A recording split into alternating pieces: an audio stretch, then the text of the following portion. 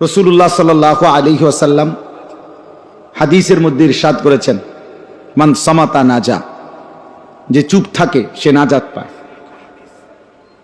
অসংখ্য হাদিস আছে যেখানে এই কথা নবী সাল্লাল্লাহু আলাইহি ওয়াসাল্লাম বলছেন যে জবানের হেফাজত অনেক বড় নিয়ামত।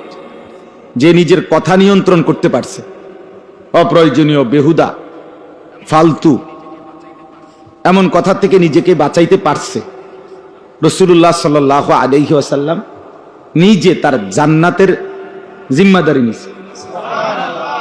নবী সাল্লাল্লাহু আলাইহি ওয়াসাল্লাম বলছেন, আমি তার জান্নাতের জিম্মাদার।